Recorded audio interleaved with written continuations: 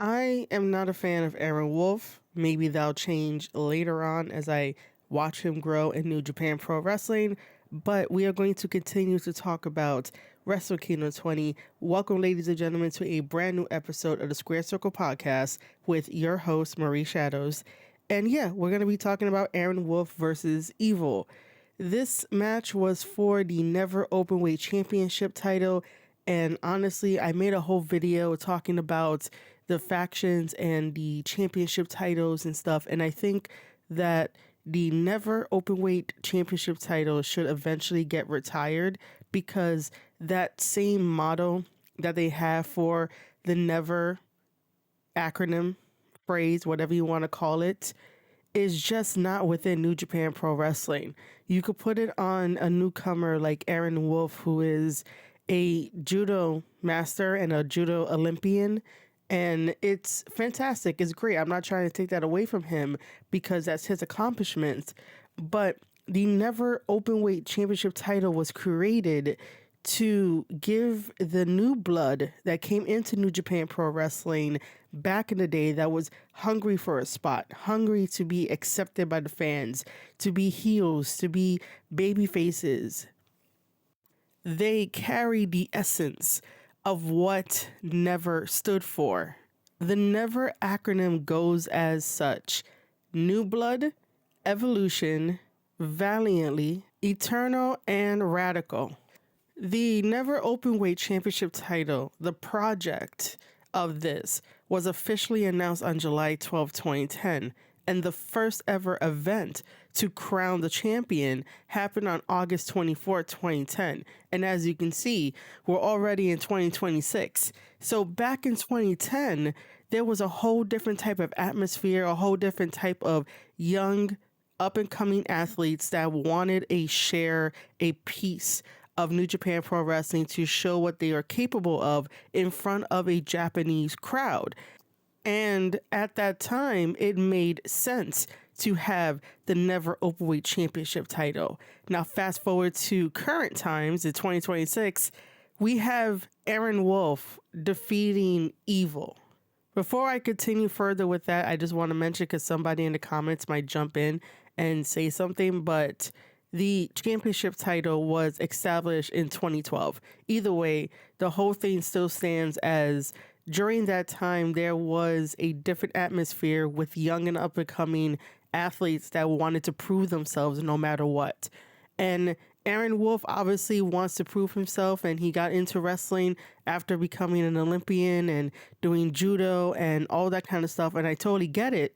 But I just didn't like the way that it happened, the way that it was handled, as if Aaron Wolf is going to save the one person that's single-handedly going to save New Japan Pro Wrestling, when there are countless other wrestlers that get overlooked, that get a championship way too far into their New Japan Pro Wrestling career, basically when they're almost out the door. So it's like you're spending a lot of time on the new kid, but what about all the other established guys that have made money, that have sold merchandise, that the fans love? Don't forget about the backbone of the people that is there. And Aaron Wolf didn't get to go through the Young Lion dojo system, even though he trained with them and he trained with the best of the best.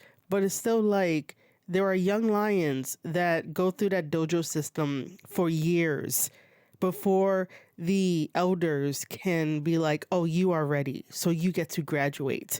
And that takes a lot of time and effort and a lot of years wasted, in my opinion. Like, I understand that conditioning is a really huge part of being a professional wrestler, making sure that your body understands the daily routine of stretching, working out, doing the drills, and doing all of that 24/7, and doing like a million squats and a million push-ups and a million laps. And I understand that the body needs to understand the routine of it all, but don't you think that it's a little too excessive and it takes a little too long? And then when Tanahashi said that during the interview that he gets jealous looking at how WWE does their system and have their guys ready for TV in a faster, more broader way, that he's like, how come we can't do that? It's because of the Young Lion system. As much as I love the Young Lion system because you get to watch the young guys grow and get the right discipline and fundamentals and all of that, the big foundation that they really, really want people to remember, it takes a little too long. And then when they try to find their characters, it may or may not work. It may or may not go over. So I just think that sometimes the Young Lion program should be rethought, but not try to take away the aspect that make everybody lazy and do whatever they want whenever they want. They could still have the discipline and the foundations, but they could also include promo classes. They could also include how to interact with fans. They could also include social media stuff and what to do for your social media and whatnot. Make it a little bit more with the American value system of when we do indie stuff and big TV production stuff, just sprinkle in a little bit. Doesn't have to be a lot. So that way, if any of the wrestlers that want to go over to America and come over here and showcase what they can do in front of live audiences that react way different than Japanese audiences, they won't be so culture shock in a way, and they will feel comfortable no matter what. But I do think that the Young Lion system in New Japan Pro Wrestling is way too strict, way too rugged, and it sort of just puts a hold on these guys trying to develop their characters while working on all the fundamentals. Because when they graduate, that's when they can start getting their own gear. So that way they don't have to wear the black trunks, the black boots, and that's about it. So when they say you have graduated, that's when they could start looking into their character work and what they want to wear for their gear and pick a faction to go into. And I think that doesn't help them. It really doesn't. I think during their Young Lion schooling, that they should try to find their character there. And when it's leading up to the time of graduation, a little bit before that, let them go out there with their character. Let them go out there with their own gear. And if it gets over with the crowd, then it could be like, hey, congratulations, you graduated. So back to this match of Aaron Wolf versus Evil, and I saw the build up to it, and I'm just gonna say it here, close to 8 minutes in, that Evil is a saint. He is, man. If you want somebody new to be paired with a veteran that can get you over, that can have people talking about you, that, can make you look like $1,000,000, it's Evil. Evil is such a company man, and he gets it, and he does his best with everything that's given to him. Even if I'm like, bro, you have enough shenanigans, bro, like, come on, we've seen this before. Even though we complain about Evil, there are other people that just want to continue to complain about Evil rather than trying to understand what he does as a wrestler and as a team player for New Japan Pro Wrestling. I remember someone in my comment section, I believe on Twitter, it should have been Twitter, that they compared Evil to being the Miz. And I was like, man, in that concept, yeah, because the Miz ends up being that guy that you either call up on the phone or you see him backstage and you're like, hey, we need to put you with this young guy. Can you work with this young guy? Can you show him the ropes? And that is what Evil does. And that's what Evil did for Aaron Wolf. Because honestly, I honestly wanted Evil to win, even though I did not want Evil to keep the belt, the NEVER Openweight Championship belt, because how many times is Evil going to win this belt? There are no other belts other than the global championship title that is an interesting belt that doesn't have enough lineage on it, and Evil could go after that. Why do they have to put Evil with the championship title of the NEVER Openweight or the trios NEVER Openweight? Like, Evil has done so much, and I understand that they made him a double champion at one point where he was holding the Intercontinental Championship title and the world title at that time. I think it should have been during pandemic days. It probably should have been that. But regardless, why does Evil always have to get the Never Openweight Championship belt? He does not embody the spirit of what the Never stands for. Evil is not an up and coming guy. Aaron Wolf is an up and coming guy, but Aaron Wolf, he only has new blood. Like, come on, man. So anyway, the buildup is happening, and Evil throws out a stipulation where he says that if you lose, you're gonna shave your head, right? And I was like, man, can we come up with some better stipulations other than, hey, the only stipulation that I know and that it can embarrass you is to shave your head because we're all gonna laugh at you. Can we find better stipulations, please? Please stop with the whole, you gotta shave your head. Ha ha ha ha. That's like childish shit to do nowadays. Anyway, so Aaron Wolf is like, yeah, I accept. And then when it comes time for the match, he decided to shave his head ahead of time to fit in with the young lion status aesthetic look, right? And I'm like, bro, how do you agree to a stipulation about, okay, if I lose, I'll shave my head in the middle of the ring, Evil will still be champion? Like, you accepted a stipulation, but then you go ahead and be like, nah, fuck that. I'm going to do what I want. I'm going to shave my head. And he won the match. So it's sort of like, do you understand wrestling and the stupid shenanigans that Evil does? Because this is a stupid shenanigan that's like, hey, we're going to shave your head if you lose. Oh, really? You think I'm going to lose? Well, joke's on you. I'm going to shave it ahead of time so that way I can win.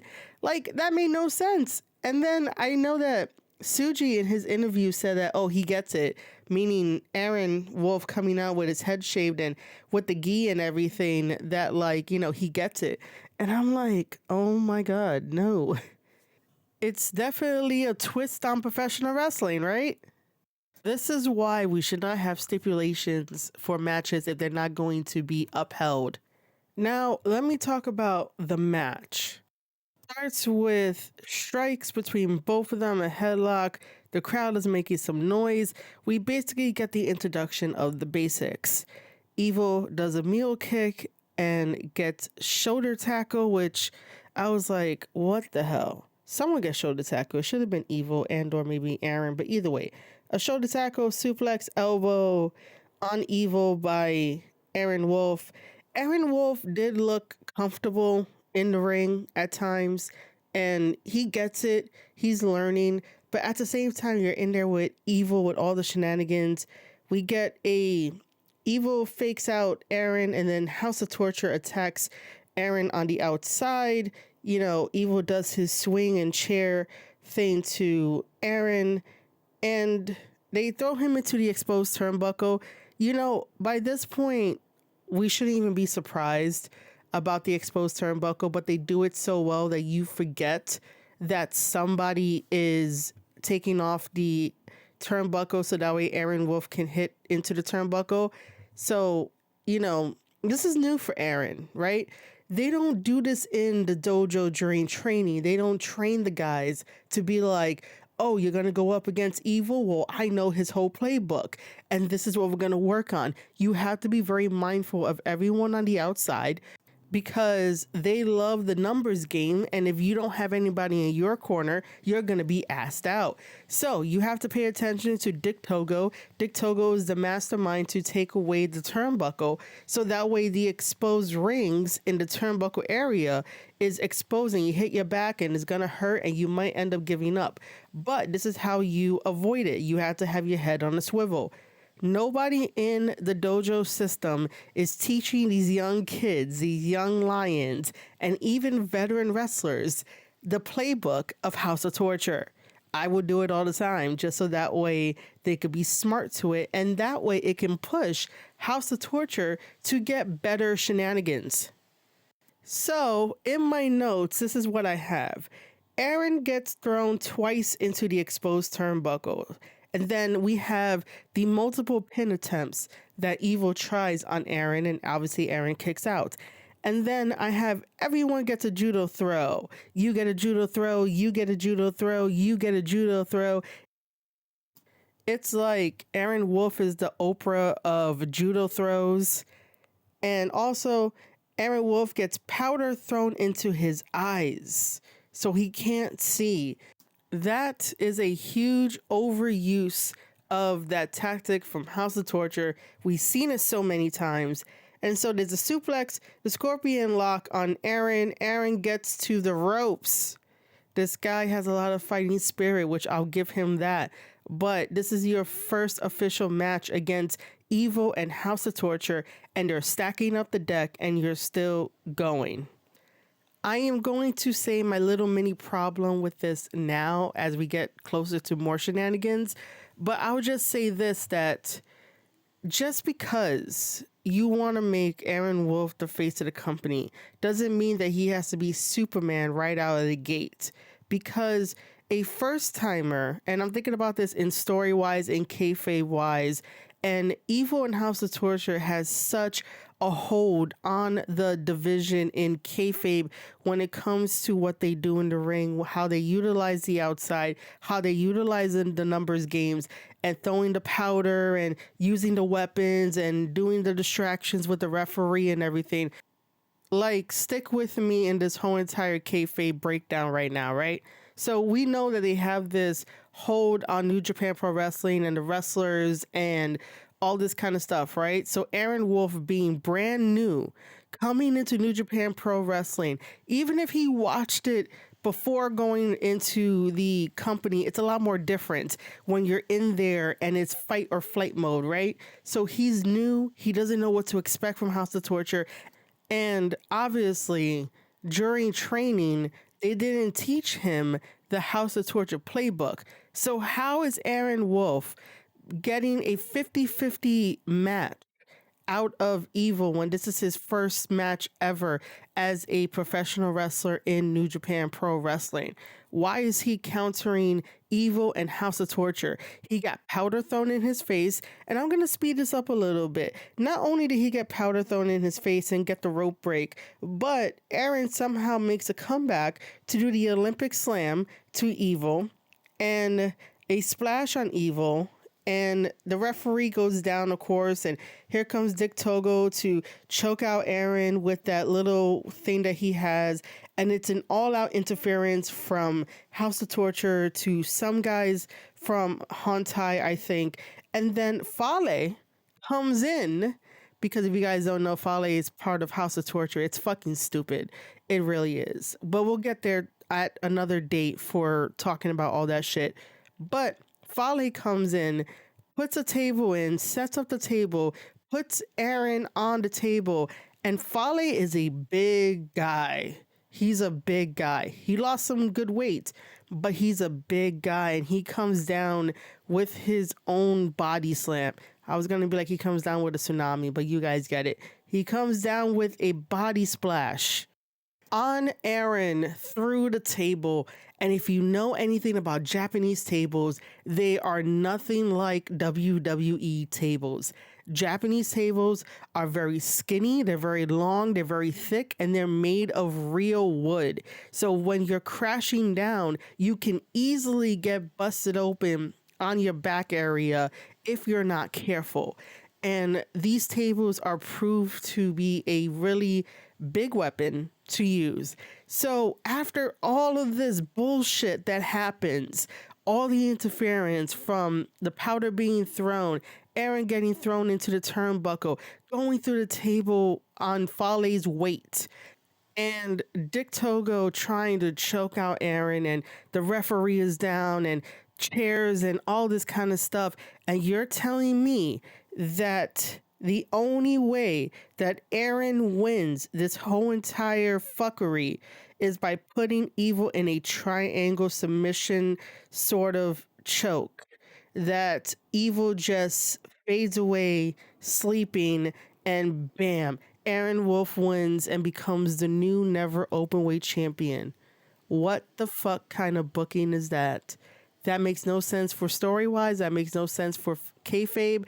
That makes no sense for the in-ring story that we saw. And yeah, it's supposed to have the fans be like, Aaron Wolf is a tough guy. He's so tough. He's so good. He survived all of that. It's like, bro, you were hanging on by a thread and manage with luck to get Evil to fall asleep to your submission move. Like, I would have not booked that. Aaron Wolf is new to professional wrestling, new to New Japan Pro Wrestling, and this guy is not going to single-handedly save the company from the company still being on life support, thanks to AEW and Tony Khan from grabbing everybody and gave New Japan Pro Wrestling no time to try to maneuver the rest of their guys into the correct positions, so that way it doesn't feel like, oh shit, you guys might be going down. Again, I don't want New Japan Pro Wrestling to go down. I love New Japan Pro Wrestling. I want them to improve. I want them to actually start giving a fuck and stop being loyal to people that would just take, and don't give two shits about them and about their people and about their fans and anything like that. So yeah, Evil put over a new kid who got the NEVER Openweight Championship title that really doesn't mean anything nowadays in 2026. Evil is such a company guy that he did that. Selfless, really. Selfless. Let me know what you guys think in the comments. Am I being too hard on Aaron? Am I not being too hard on Aaron? I don't know when I will eventually start coming around to liking the new kid. But again, I just don't think that New Japan Pro Wrestling, including Tanahashi, should be putting all of the weight of like, he's going to save us, Aaron Wolf, like to give him all of that to try to bring New Japan Pro Wrestling back up when all the rest of the other wrestlers are drowning, even though now it sort of is like they're sort of coming up for air now that we have a new IWGP champion in Suji. So there's probably good stuff on the horizon, good hopes on the horizon as well. But to try to build around Aaron Wolf only when he was getting most of the publicity, and I get it, it's a very big deal for Japan to have an Olympic gold medalist. I totally understand that. But there have been guys within New Japan Pro Wrestling that has been there for 7+ years, and they just float around. Nothing really happens. No really good story happens. And they're just there either on call, or they get the wrong championship titles, or they build up to championship titles and they don't win the championship titles until they're nearly out the door and they're not going to re-sign their contracts. That's what my problem is that there was a lot of focus on Aaron Wolf when it's like your other guys are drowning, your other guys are about to leave. What are you going to do with the other guys? You're having, you know, LIJ and Bullet Club becoming friends, enemies, friends, enemies, and then one big giant unit. You have Hontai that's all over the place, and again, those guys are on call. You have this, you have that. Nothing is making sense. There's no rhyme or reason, but it's okay, guys. We're going to fully support and put Aaron Wolf's face all over everything. Again, I'm not trying to take away any accomplishments from Aaron Wolf. It's just I'm looking at it as the optics of how this plays out, or how it played out, really is past tense, how it played out. And it's like, it's not beneficial. It really isn't. But that's just my take. Let me know your take. Leave it down in the comments below, whether that is on YouTube, Spotify. If you guys don't know, Spotify now has the ability for you guys to leave comments, and you could participate in the polls if there is one. You could leave a comment on Substack. You could go follow me on Rumble as well. You could follow me on social media everywhere. All those links will be down in the description below and also as a pinned comment. So, you know, share your opinion with me. I'll read it. Also, just so you guys know, April 6th, 2026, New Japan Pro Wrestling heads to Las Vegas.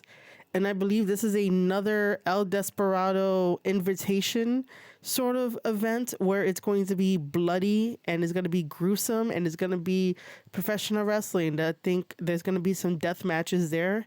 But yeah, April 6th, 2026, Las Vegas, New Japan Pro Wrestling. Go get your tickets whenever they go on sale, and have fun. Be safe out there. And yeah. Ladies and gentlemen, you have been listening to an episode of the Square Circle Podcast with your host, Marie Shadows, and I really hope that you enjoyed this episode. If you did, share it out, tell a friend, leave a comment. I'll see you all in chat, and I'll see you guys on the next one.